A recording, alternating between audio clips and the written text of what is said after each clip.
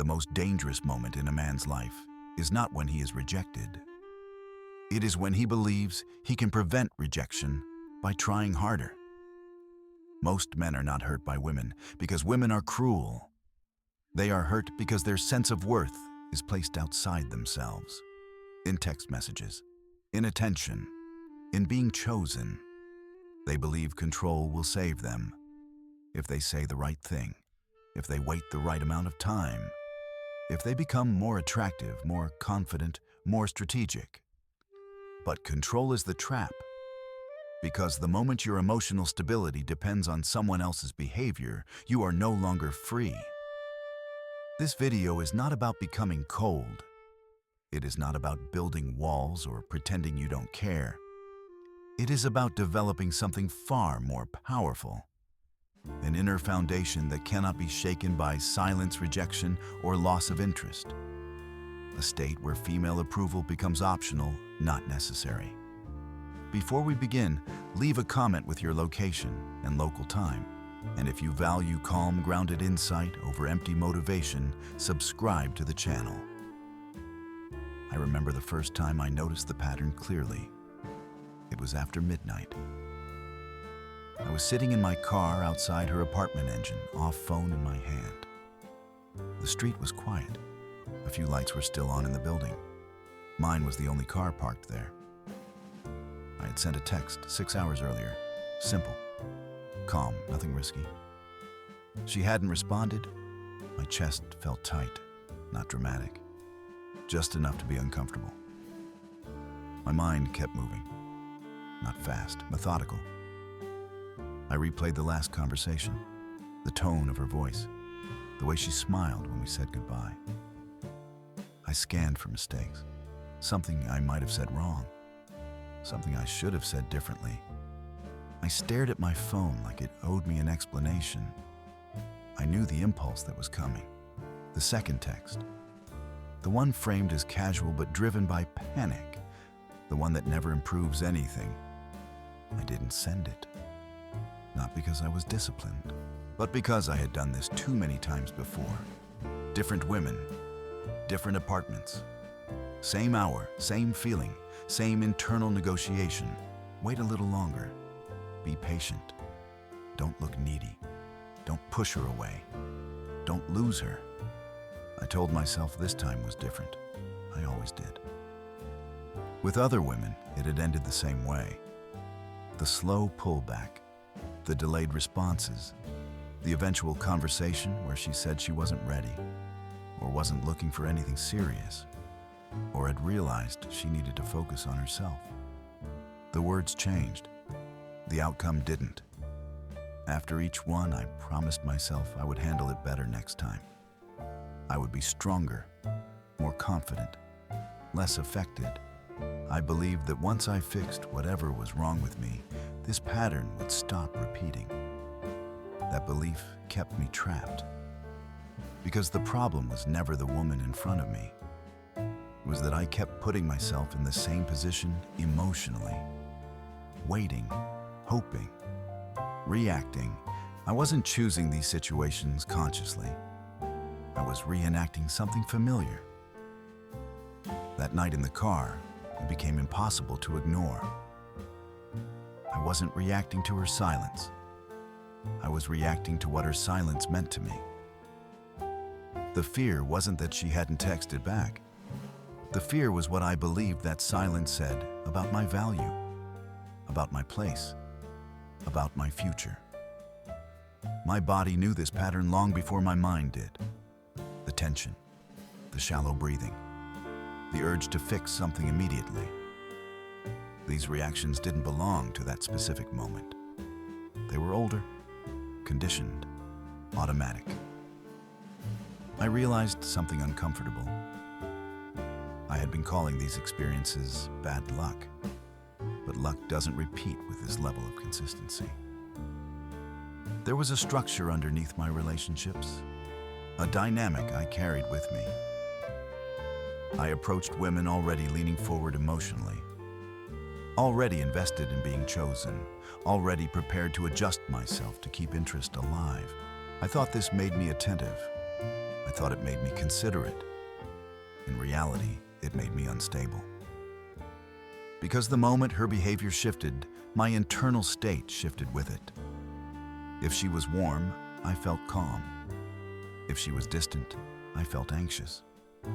If she pulled away, I collapsed inward. I wasn't relating to women as equals. I was relating to them as regulators of my emotional state. That night, sitting alone, I saw how much power I had been handing over, not through words or actions, but through expectation. I expected her response to settle something inside me, to reassure me, to confirm that I was still wanted. When you expect another person to stabilize you, you put them above you. Not intentionally, structurally. And once that hierarchy is in place, everything becomes distorted. You watch their moods too closely. You read into neutral behavior. You hesitate to speak honestly. You trade authenticity for approval without realizing it. I had convinced myself I was being strategic. Timing messages, choosing words carefully, holding back opinions. But strategy implies power. What I was doing was management. Trying to manage someone else's reactions so I could feel okay. That is not strength. It is dependency disguised as effort. I sat there longer than I needed to, not waiting for her response anymore, but watching my own mind. Every explanation it offered assumed deficiency. If she was busy, it was because I wasn't a priority. If she was distracted, it was because someone else mattered more. If she lost interest, it meant I had failed. None of these interpretations were facts. They were habits. I noticed how quickly my mind turned uncertainty into self-judgment, how silence became evidence, how ambiguity became accusation. This wasn't about her. It never had been. I had been entering relationships already vulnerable to collapse. Not because I cared too much, but because I had no internal ground to stand on. When you don't have an internal reference point, you borrow one. You borrow it from attention, from desire, from being chosen. And when that borrowed foundation disappears, everything shakes. I finally started the engine and drove home. No text came that night. But something else did. Clarity. I understood that if nothing changed internally, nothing would change externally. Different faces would continue to trigger the same reactions. Different situations would produce the same anxiety. I wasn't unlucky in love. I was unanchored. And until I stopped placing my worth in someone else's hands, every relationship would feel like a test I was afraid to fail. That was the night the pattern stopped being invisible. For a long time, I believed the problem was execution, not character, not orientation. Execution. I told myself that if I became more attractive, this wouldn't happen. If I made more money, it wouldn't happen. If I said the right things at the right time in the right tone, it wouldn't happen. I believed there was a formula that could protect me from emotional pain. This belief is comforting because it suggests control, and control feels like safety. Most men are not chasing women. They are chasing certainty. Certainty that they won't be abandoned. Certainty that their effort will be rewarded. Certainty that if they do everything right, they won't get hurt. So they build systems, rules about texting, strategies about escalation, theories about attraction. They believe emotional pain comes from doing something wrong, and that the solution is to do something better. But this belief quietly turns your emotional life into a hostage situation. Because the moment your peace depends on how someone else behaves, you are no longer in control. Your mood becomes reactive. A message lifts you. A delay drops you. A shift in tone destabilizes you. You start monitoring instead of living. I saw how much mental energy I spent tracking female behavior, not consciously, automatically. How long did she take to respond? Did she use fewer words? Did she sound colder than last time? Was that emoji intentional or accidental? None of this made me more attractive. It made me anxious. I was trying to control outcomes I had no authority over. And the more effort I invested, the more fragile I became. That is the paradox no one tells you. The pursuit of control creates weakness. Because when you try to manage what you cannot manage, you train your nervous system to feel powerless. Every time I waited for her reply to decide how I felt, I reinforced the belief that my emotional state was not mine. Every time I adjusted myself to avoid losing interest, I told myself that my authentic self was not enough. This doesn't create confidence. It erodes it. I began to see that most of my behavior wasn't about connection. It was about prevention. Preventing rejection, preventing abandonment, preventing discomfort. And when your actions are driven by avoidance, they carry a specific energy, an energy women feel before they can explain it.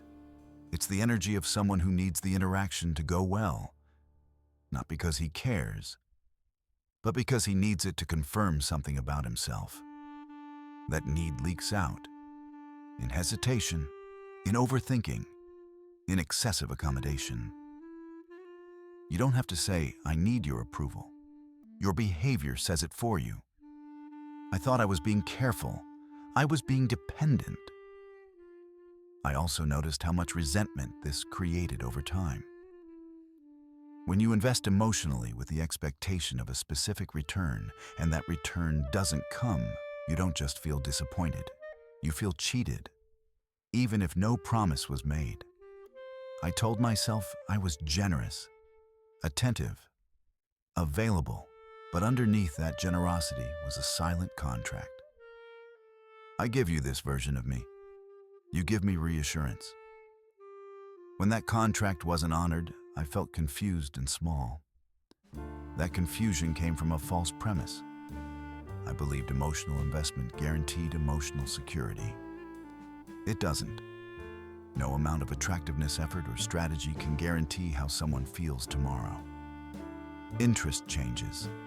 Priorities shift. People choose differently. This is not cruelty. It is reality.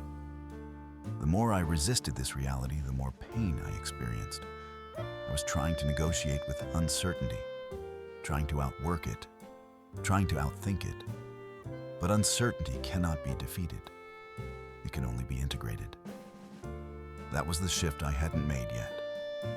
I saw how control disguised itself as ambition, as self-improvement, as confidence building. But the motivation mattered more than the action. Was I improving myself because I valued growth, or because I was afraid of being unchosen? Was I setting goals because they mattered to me, or because I believed success would make rejection impossible? As long as my improvement was fueled by fear, it didn't stabilize me. It made me more invested in the outcome. And the more invested I became, the more vulnerable I was to collapse. I had confused leverage with worth.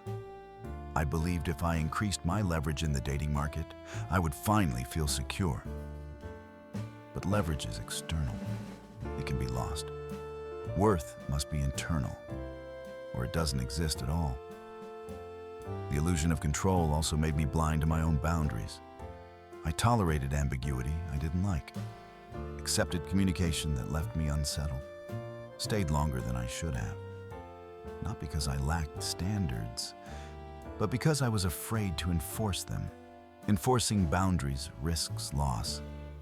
And when loss feels like annihilation, you avoid it at all costs.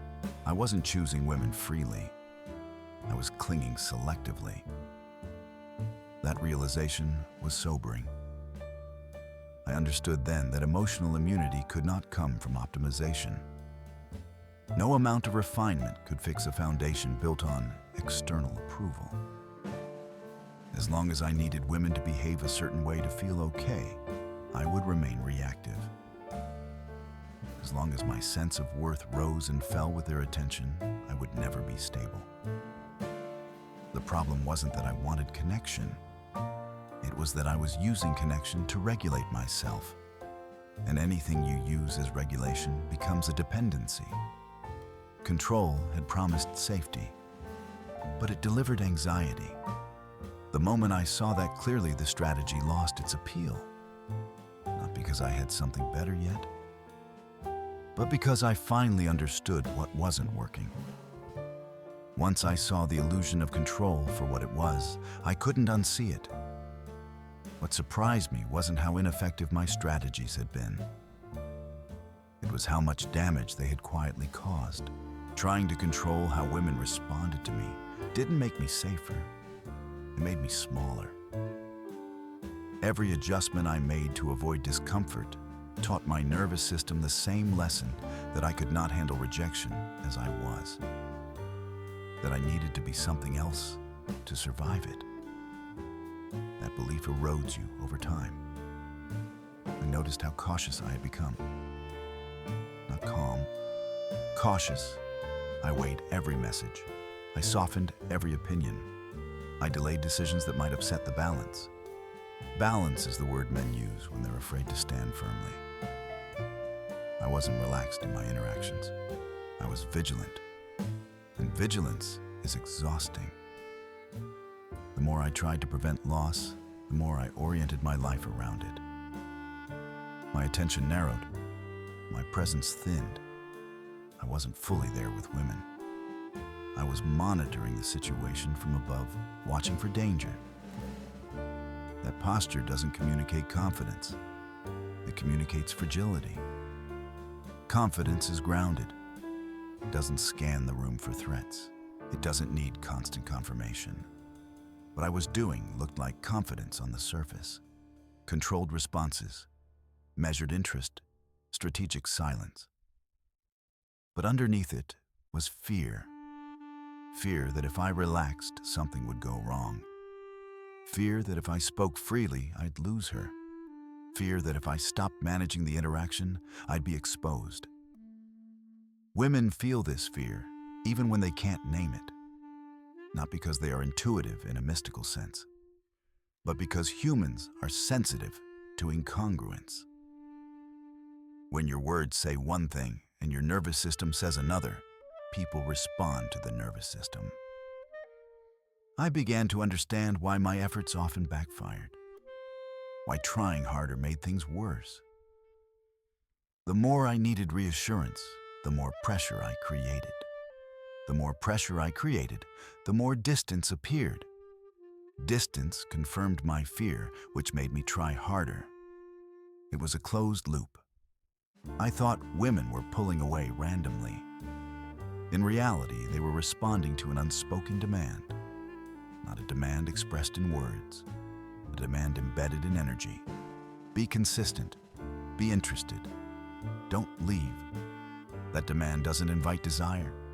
It burdens it. Desire moves toward freedom, not obligation. I had confused emotional investment with emotional strength. They are not the same. You can invest deeply and still be unstable. You can care sincerely and still be dependent. Strength comes from having a center that does not move with every external signal. I didn't have that. What I had was performance. I performed confidence. I performed independence. I performed indifference when necessary. Performance works temporarily, until fatigue sets in. No one can perform stability forever. Eventually, something slips. A tone changes. A message is sent too quickly. An expectation leaks out. And when it does, the contrast is noticeable. I also saw how my desire for control distorted my perception. I interpreted neutral behavior as threat. Silence became intention. Distance became rejection. This hyper-interpretation made me reactive, not outwardly dramatic, internally tense. I lived in a constant state of anticipation, waiting for the next signal. the next confirmation, the next disruption. That is not presence. It is surveillance. I had turned relationships into environments to be managed. And management is incompatible with intimacy. You cannot be open and guarded at the same time. You cannot connect deeply while preparing for impact. Control requires distance. Connection requires exposure. I wanted the benefits of connection without the risk of vulnerability. So I substituted control. It didn't work. The deeper truth revealed itself slowly. I wasn't afraid of being rejected by women. I was afraid of what rejection would activate inside me. The collapse, the shame, the old conclusions about who I was. So I tried to avoid the trigger instead of addressing what it triggered. That avoidance strategy defined my relationships. I stayed in situations that felt uncertain because leaving felt worse. I tolerated ambiguity because clarity might hurt. I delayed decisions because endings terrified me. Control doesn't just make you anxious, it makes you passive. You stop choosing. You start waiting. Waiting for her mood, waiting for her availability, waiting for signs it's safe to move. In doing so, you abandon leadership over your own life. That abandonment doesn't go unnoticed, not by women, not by yourself. I began to feel a quiet resentment toward myself. For compromising, for hesitating, for shrinking. That resentment had nowhere to go. So it turned inward. This is how men lose respect for themselves without realizing it. Not through failure, through self-betrayal. Each small adjustment seemed harmless. Each compromise felt temporary. But together, they formed a pattern. A pattern of deferring my internal authority to someone else's reactions. Control had promised protection. But what it actually did was teach me that I couldn't trust myself to endure discomfort. And that belief was the deepest wound. Because if you believe you cannot endure pain, you will organize your entire life around avoiding it. You will accept less than you want. You will stay longer than you should. You will silence parts of yourself that might provoke loss. You become manageable, predictable, safe. And safe is not the same as secure. Security is internal. Safety is conditional. I had been chasing safety. What I needed was security. Security doesn't come from controlling others. It comes from knowing that no external outcome can destroy you. I wasn't there yet. But for the first time, I saw why I wasn't. Control wasn't my strength, it was my armor. An armor worn too long becomes a prison. Once I stopped blaming control, I had to face a harder question. If her behavior wasn't the source of my pain, what was? The answer wasn't flattering. Pain did not arrive when she pulled away. It arrived in the moment I decided what her behavior meant. When she didn't text back, nothing actually happened. There was no statement, no verdict, just silence. But silence never stayed neutral in my mind. It was immediately translated. She's losing interest. I'm not important. I misjudged everything. The speed of that translation was what disturbed me. There was no pause, no examination. Meaning appeared fully formed like a reflex. I started paying attention to this process.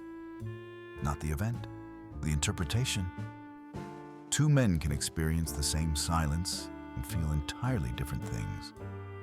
One feels calm, the other feels panic. The difference is not the woman, it's the story. I had been treating my interpretations as facts. That mistake gave them power.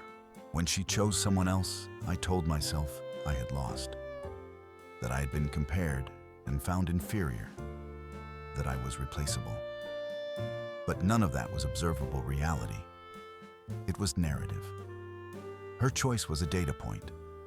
My mind turned it into an indictment. I began to see how violent my internal dialogue was, how quickly I attacked myself using her behavior as justification. I wasn't reacting to women.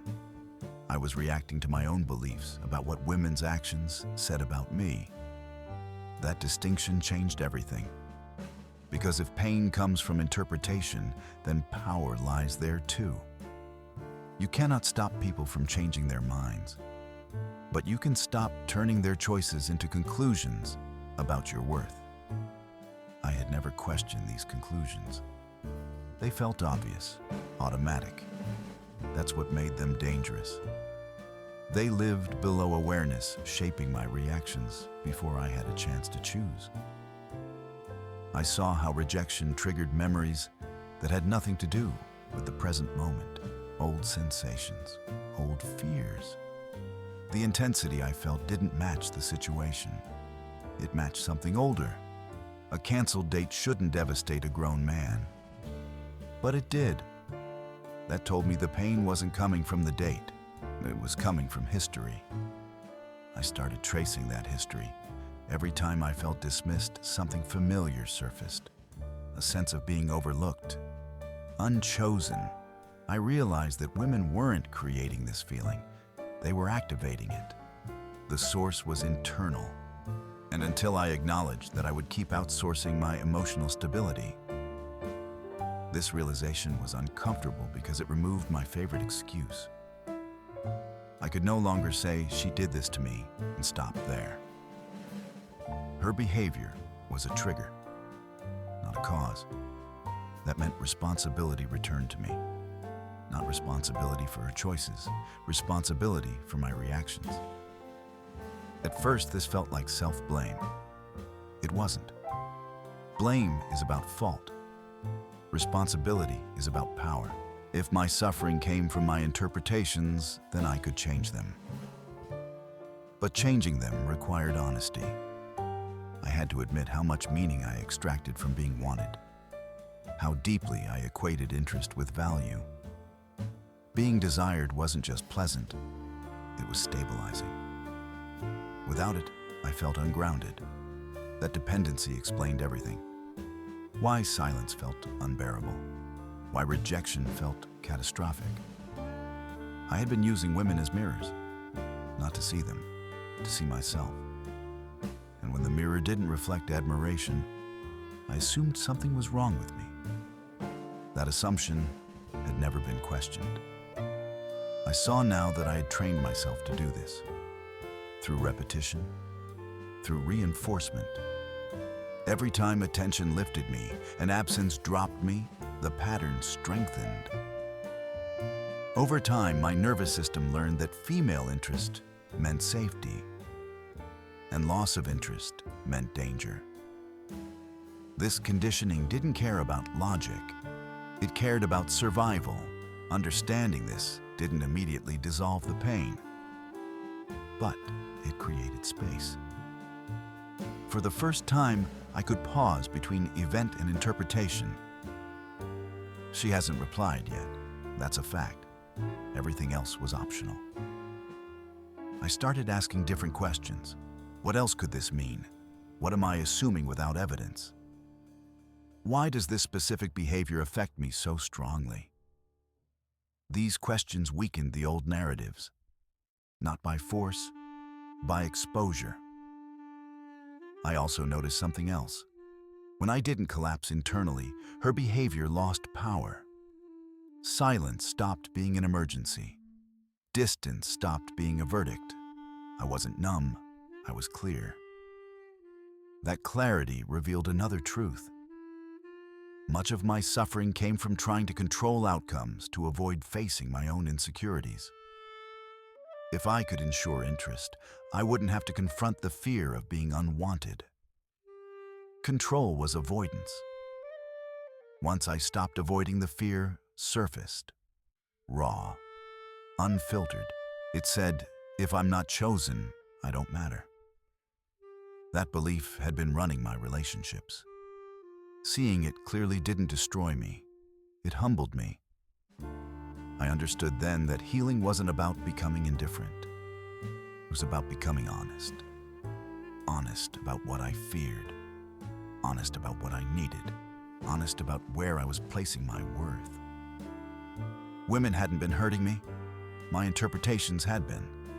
And interpretations can be changed, not through denial, but through awareness and repetition. Each time I chose not to catastrophize, each time I refused to turn uncertainty into self-condemnation, I reclaimed a piece of my stability. I stopped demanding meaning from every interaction, stopped extracting conclusions from incomplete information. This didn't make me careless. It made me grounded. I could still feel disappointment, but it stayed proportional. I could still care, but without collapse. For the first time, I wasn't negotiating my worth through someone else's behavior. That shift didn't happen overnight, but once it started, it didn't reverse. Because I finally understood where the pain came from, and it wasn't her. Once I understood that my interpretations were the source of my pain, another question followed. Why did my mind interpret things this way so automatically? I wasn't inventing these reactions in the moment. They arrived already formed. That meant they came from somewhere deeper. I began to notice how disproportionate my reactions were. A delayed reply from a woman I barely knew could ruin an entire day. A canceled plan could sit in my chest like a verdict. That intensity didn't belong to the present. It belonged to the past. The unconscious doesn't operate with timelines. It doesn't distinguish between then and now. It reacts to patterns, not contexts. I started to see how early experiences had shaped the way I responded to women, not in obvious ways, in quiet ones. Moments where attention felt conditional, where affection felt inconsistent, where approval had to be earned. These experiences didn't need to be dramatic to be formative. They only needed to repeat. Over time, my nervous system learned an equation. Connection equals safety. Withdrawal equals danger. That equation became automatic. So when a woman pulled back, my body didn't respond as an adult evaluating a situation. It responded as something younger, something unprotected. The fear wasn't rational. It was conditioned. I had spent years trying to manage the surface of my relationships without addressing this deeper programming. I thought maturity meant control. In reality, it meant awareness. The unconscious runs your life until you make it conscious. Then it loses its authority. I began observing my reactions as signals instead of problems. When anxiety appeared, I stopped asking how to eliminate it. I asked what it was pointing to. It usually pointed backward, to beliefs I had never questioned. Beliefs like, if I'm not chosen, I'm insignificant. If someone loses interest, I've failed. If I'm replaced, I'm inferior. These beliefs weren't conclusions I had reached logically. They were emotional residues. They lived in the unconscious because that's where unresolved experiences go. Out of sight, still active. I also noticed the defenses I had built around these wounds. Behaviors that once protected me, but now limited me. Withdrawing emotionally before someone else could. Over-pursuing to prevent abandonment. People-pleasing to maintain connection. Each strategy had a purpose. Each was an attempt to regulate pain. The problem was that these strategies no longer served me. They distorted my behavior and attracted dynamics that reinforced the very wounds they were meant to protect. When I withdrew, I attracted distance. When I chased, I invited imbalance. When I pleased, I erased myself. These patterns weren't conscious choices. They were reflexes. And reflexes don't change through willpower. They change through awareness and repetition. I had to see them clearly first. That required staying present with discomfort instead of escaping it. When rejection triggered anxiety, I didn't distract myself. I sat with it. I felt the sensations without naming them as threats. The tightness, the heat, the urge to act. I didn't act. I watched. What emerged wasn't chaos. It was memory, not images. Feelings, the familiar sense of being unimportant, the quiet fear of being left. These emotions had been driving my relationships for years without my consent. Bringing them into awareness was not pleasant, but it was stabilizing. Once seen, they no longer needed to control me. I also realized something crucial. The unconscious doesn't care about your adult achievements. It doesn't care how capable you are now. It only knows what it learned when you were vulnerable. So no amount of success could overwrite these patterns unless I addressed them directly. That explained why external improvement never solved the problem. It bypassed the source. I had been trying to build confidence on top of insecurity instead of resolving it. Confidence built that way is brittle. It shatters under pressure. Real stability comes from integration, from allowing the wounded parts of yourself to exist without running the show. I stopped trying to get rid of my fear of rejection. I stopped labeling it as weakness. I acknowledged it. That acknowledgement alone reduced its grip. Fear loses power when it is seen clearly and treated honestly. I also had to confront how these unconscious patterns affected my choices. I wasn't choosing women based on compatibility. I was choosing based on familiarity. I was drawn to emotional unavailability because it matched my internal landscape. It activated the wound I already knew. Stability felt boring at first because it didn't trigger anything. That realization was sobering. I wasn't addicted to women. I was addicted to the emotional pattern. Once I saw that my attraction shifted, not dramatically, gradually, I became less interested in intensity that came with anxiety, less tolerant of dynamics that destabilized me. Not because I was afraid, because I was clear. The unconscious stops sabotaging you once you stop ignoring it. That was the turning point. I understood that emotional immunity wasn't about becoming unaffected. It was about no longer being unconsciously controlled. When a woman pulled away, I could feel disappointment without panic. I could feel loss without collapse.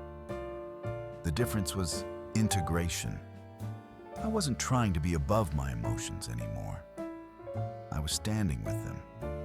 That made all the difference. After confronting what lived in my unconscious, I expected relief. What I didn't expect was resistance. Not from women, from myself. Because once the patterns were visible, I could no longer hide behind them. I couldn't say, "That's just how I am," and move on. I had to decide how I would relate to the parts of me I had been managing from a distance. For years, I had treated vulnerability like a liability, something to minimize, something to conceal. I believed strength meant having fewer needs, less desire, less emotional exposure. That belief shaped my persona. The persona is the version of yourself you present to avoid being hurt. Controlled, competent, unaffected. It isn't false. It's incomplete. Behind it, the parts that want connection. Approval and closeness wait quietly, unacknowledged, unintegrated.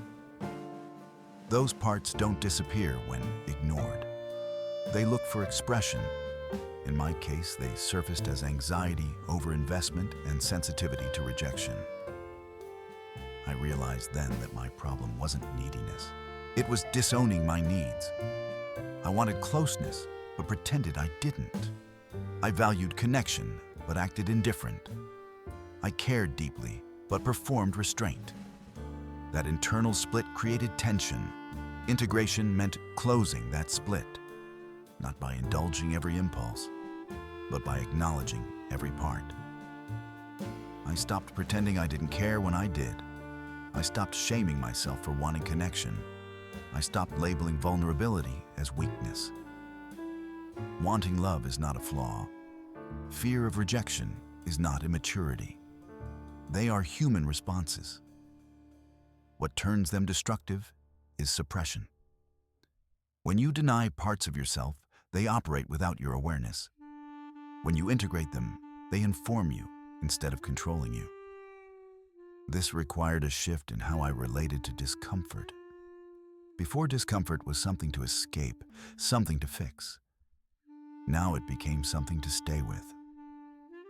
When I felt the urge to withdraw or chase, I paused. I didn't act immediately. I listened. What am I protecting? What am I afraid of right now? These questions slowed everything down. I began responding instead of reacting. That distinction mattered. Reaction is automatic. Response is chosen. Integration happens in the space between feeling and action. I also had to confront the belief that pain meant failure. That if something hurt, something was wrong. That belief had kept me shallow. Pain is not a malfunction. It's a signal. Avoiding pain doesn't make you strong. It makes you brittle. Strength comes from knowing you can feel deeply without losing yourself.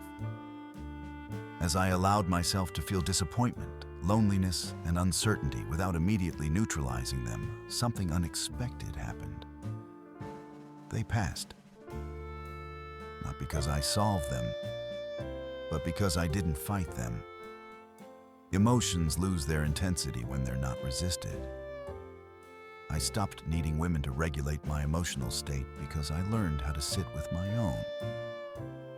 This didn't make me cold. It made me available. Available without urgency. Present without attachment. I could be interested without clinging. I could care without collapsing. That balance wasn't a technique. It was a byproduct of integration. I also noticed how my interactions changed when I stopped performing. I spoke more directly, set clearer boundaries, expressed preferences without apology, not aggressively, calmly, because I was no longer negotiating my worth. Some women lost interest. That no longer surprised me.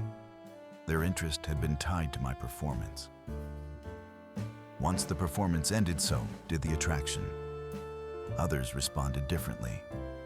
They relaxed, not because I tried to impress them, but because I was no longer trying to protect myself from them. Integration removes the need for armor. Without armor, you move more freely, speak more honestly, choose more deliberately. I also learned that integration doesn't mean exposure without discernment. It doesn't mean oversharing or emotional dumping. It means internal alignment. Your thoughts, emotions, and actions point in the same direction. Before I felt one thing, thought another, and did a third. That fragmentation drained me. Now I allowed coherence. If I didn't like something, I acknowledged it internally first. Then I decided how to respond externally. That alone reduced anxiety. Most anxiety comes from internal contradiction. Integration resolved that contradiction. I stopped trying to eliminate fear. I stopped trying to be fearless. Fear doesn't disappear through force. It dissolves through familiarity. The more I allowed myself to feel it without judgment, the less it needed to announce itself dramatically. This changed how rejection landed. Rejection still hurt, but it didn't destabilize me. It didn't trigger identity collapse. It became information. Information about compatibility, about timing, about alignment, not about my worth. That distinction made relationships simpler, not easier, clearer. I also saw how integration affected my sense of masculinity. I no longer equated masculinity with emotional suppression. I saw it as emotional capacity, the ability to feel without losing direction, to care without dependence, to stand firm without rigidity. That kind of masculinity doesn't require domination or indifference. It requires presence. Presence with yourself first, then with others. Integration gave me that presence. I wasn't healed in a dramatic sense. I wasn't invulnerable. But I was no longer divided. And that internal unity was something no woman's behavior could take away. Integration stabilized me, but it did not complete the work. Stability without direction becomes stagnation. I had learned how to stop collapsing internally. I had not yet learned how to stand independently. That was the next shift. For most of my life, my identity had been relational. Not in obvious ways, in subtle ones. I measured myself against reactions, adjusted myself based on feedback, calibrated my behavior to maintain approval. Even when I wasn't actively dating, this orientation remained. I looked outward for reference. What do they think? How is this being received? Am I still accepted? This is how dependency persists even after insight. Individuation begins when the reference point moves inward, not in isolation, not in arrogance, in responsibility. I began to see how often I had outsourced decisions to emotional consequences. I avoided choices that might create disapproval. I delayed actions that could disturb attachment. I wasn't living by values. I was living by reactions. Individuation required a reversal. Instead of asking how something would be received, I asked whether it was aligned. Aligned with my values, aligned with my standards, aligned with the kind of man I intended to be. This felt unfamiliar, because for a long time my sense of self had been shaped by response. When you remove response as the primary reference, you are left with silence. That silence can feel like emptiness at first. Many men mistake this stage for loneliness. It isn't. It's separation. Separation from borrowed identities, from expectations absorbed unconsciously, from roles performed for acceptance. I had to tolerate being less liked, less validated, less mirrored. That tolerance was a skill. Emotional sovereignty is not emotional independence. It is emotional self-governance. It means your internal state does not require external permission. I practiced this deliberately. When discomfort arose, I didn't immediately seek relief. I stayed with it and regulated myself. When disappointment appeared, I didn't rush to replace it. I allowed it to complete its cycle. This taught my nervous system a new lesson, that I could be with myself without collapse. Self-regulation is not suppression, it is containment, the ability to hold emotion without acting it out. This changed how I approached women, but more importantly, it changed how I approached life. I stopped negotiating with fear before making decisions. Fear became information, not authority. I noticed how often fear had been disguising itself as reason, as caution, as maturity. In reality, it was avoidance. Once fear lost its authority, clarity emerged. Clarity simplifies choices. I stopped asking whether a woman would stay. I started asking whether I wanted to stay. I stopped adjusting to maintain interest. I started evaluating compatibility. This shifted the power dynamic without effort. Not because I became dominant, because I became grounded. Grounded men don't posture, they decide. Individuation also required self-knowledge beyond insight.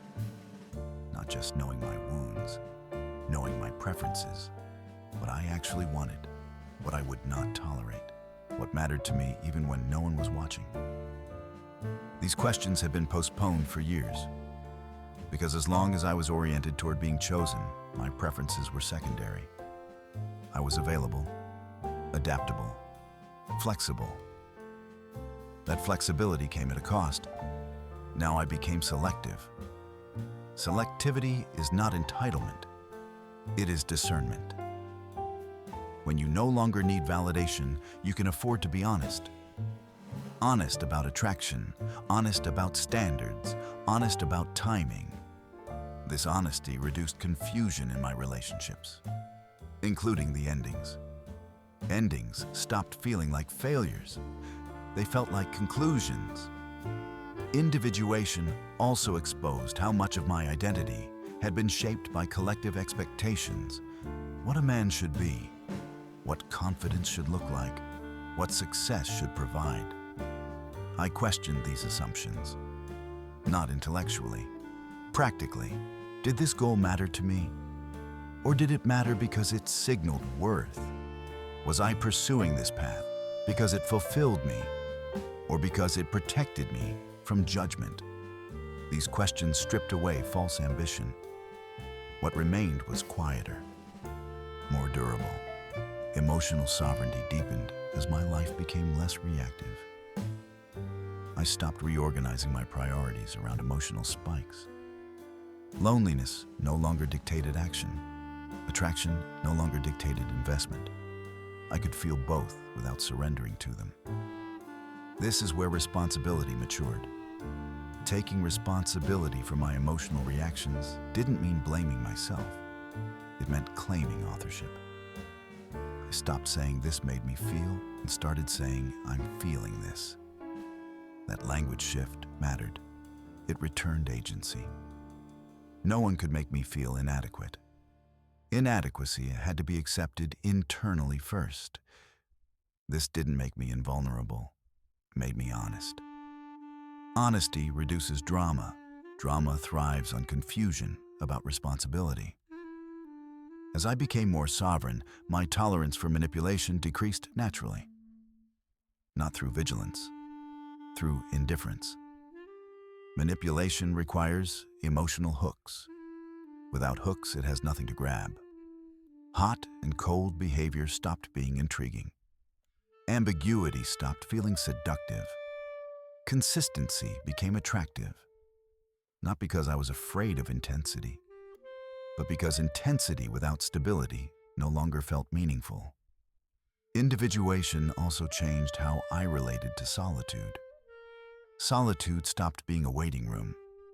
It became a space where I could refine direction without distraction. I wasn't isolating, I was consolidating. This phase was quiet, less exciting than chasing, less dramatic than reacting. But it was real, and real things endure. By the time I noticed the change externally, it had already settled internally. Women responded differently, not uniformly, but clearly. Some disengaged quickly, others leaned in. The difference was no longer confusing. Those who required performance lost interest. Those who valued presence stayed curious. I didn't chase either outcome. That neutrality was the marker. Emotional sovereignty isn't visible in words. It's visible in pacing. No rush, no hesitation, just direction. Individuation gave me an internal compass. What it did not give me was structure.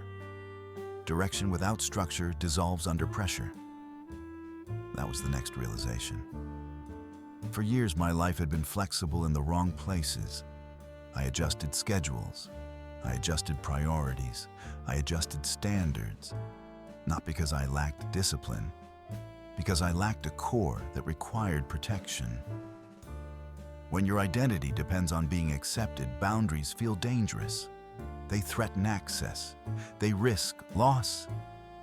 So I kept them soft. I told myself I was open-minded, easygoing, understanding. In reality, I was avoidant of conflict and allergic to endings. Boundaries force clarity, and clarity can lead to separation. I had been postponing separation at all costs. That avoidance made me available to dynamics I didn't respect. Late replies, inconsistent effort, vague intentions. I tolerated them not because I agreed with them, but because enforcing boundaries felt like self-sabotage. That changed once my internal reference point stabilized. When you no longer need someone to confirm your worth, you can afford to disappoint them.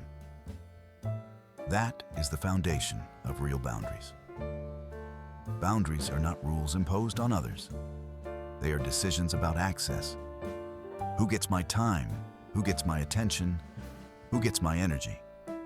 These decisions must be rooted in self-respect, or they collapse under pressure. I began by identifying non-negotiables, not preferences. Non-negotiables: dishonesty, disrespect, consistent unreliability. These were not negotiable regardless of attraction. At first, enforcing them felt unnatural. I expected pushback. I expected regret. What I experienced instead was relief. Relief from internal contradiction. When your values and actions align, anxiety decreases. I no longer needed to justify behavior I didn't like. I simply responded to it. Not with lectures, not with anger, with distance. Distance is the most honest boundary. It doesn't argue, it demonstrates. When someone violated a boundary, I reduced access. I didn't threaten, I didn't explain extensively. I acted. This was not punitive, it was corrective. I also had to confront another truth. Boundaries are meaningless without a life that supports them. If your entire emotional world revolves around dating, you will violate your own boundaries to avoid emptiness. So I built a core that existed independently of women, not as a tactic, as a necessity. Purpose was the first pillar. I identified pursuits that mattered regardless of their impact on my romantic life. Work that demanded focus, goals that required patience, effort that produced progress. These pursuits grounded me. When your days are structured around purpose, romantic fluctuations lose their dominance. Physical discipline was the second pillar. Not aesthetics, capability, strength training, endurance. Practices that required consistency. Physical effort anchored me in my body. It reduced mental rumination. A capable body supports a stable mind. Community was the third pillar. Not social validation. Connection. I invested in relationships with men who valued honesty and accountability. Conversations that weren't performative. Presence that didn't require approval. These connections reduced my dependency on romantic attention for belonging. Intellectual development followed. Reading, study, reflection. A trained mind resists manipulation. It recognizes patterns instead of reacting to stimuli. Finally, there was the spiritual dimension. Not belief systems. Perspective. Connection to something larger than immediate emotion. Nature. Service, meaning beyond desire. This perspective reoriented scale. Romantic rejection stopped feeling like a verdict on existence. It became a localized event. With these pillars in place, boundaries became natural. I no longer needed to protect myself from loss. Loss became manageable. That changed the quality of my interactions.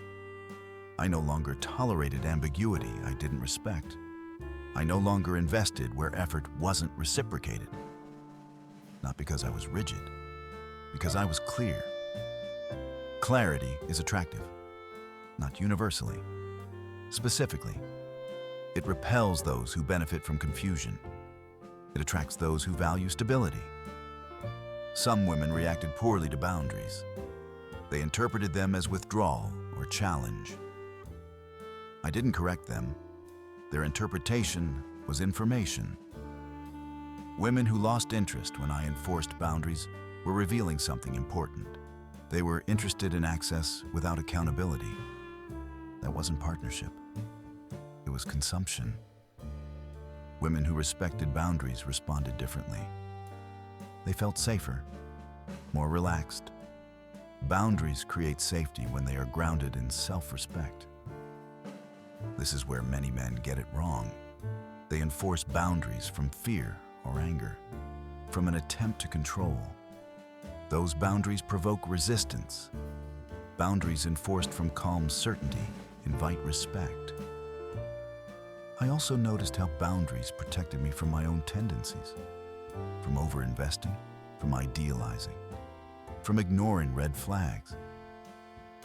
When I had clear limits, I didn't need to monitor behavior constantly. I knew where I stood. That reduced anxiety. I wasn't waiting for signs. I was observing actions. Consistency became the metric, not chemistry. Chemistry without consistency is volatility. I had confused intensity with depth for years. Depth requires structure. Without structure, relationships default to chaos. My life structure also changed how I handled rejection. Rejection no longer threatened my identity because my identity wasn't dependent on being chosen. It threatened convenience. At most, that distinction mattered. I could walk away without drama, without resentment. Walking away stopped being an act of defense. It became an act of alignment. Alignment is the ultimate boundary. I also became more selective with my energy. Not every attraction required pursuit. Not every connection deserved investment. Selectivity is often misinterpreted as arrogance. It isn't. It's conservation. When you know your resources are finite, you allocate them carefully. Time, attention, emotional availability. These are currencies. I stopped spending them impulsively. This didn't make me rigid or closed. It made me deliberate. Deliberation is not hesitation. It is intentionality. As my life gained structure, my presence gained weight. I spoke less, listened more, acted decisively when needed. I wasn't trying to lead. I was leading myself. That leadership extended outward naturally. The core I built was not impressive. It was stable. Stability changes everything. It makes manipulation obvious. It makes chaos unattractive. It makes quality recognizable. By the time I reached this point, rejection had lost its power. Not because I avoided it, because it no longer defined me. I wasn't immune because I was hardened. I was immune because I was whole. What most people never realize is that the pain they spend their lives trying to avoid is not the enemy. It is the teacher they keep running from. Every moment you felt rejected, ignored, or replaced was not proof that you were lacking. It was proof that something inside you was asking to be seen, understood, and strengthened. Pain does not appear to punish you. It appears to point you back to yourself. When you stop asking the world to protect you from discomfort and instead ask yourself whether you can remain grounded inside it, your life changes. You stop negotiating your worth. You stop shrinking to be chosen. You stop mistaking attention for love. Real strength is not emotional numbness. It is emotional capacity. The ability to feel deeply without losing direction, to care without dependence, to stand alone without becoming closed. When you build your life from the inside out, rejection becomes information instead of identity. Silence becomes neutral instead of threatening. And connection becomes a choice rather than a necessity. That shift does not make you less human. It makes you free. If this message resonated with you, I'd like to hear from you. Leave a comment sharing what part of this lesson hit closest to home and where you're watching from. And if you value calm, honest insight about life, relationships, and inner strength, consider subscribing to the channel. Not for motivation, but for clarity. Because the strongest life is not the one where nothing hurts. It's the one that still stands steady when it does.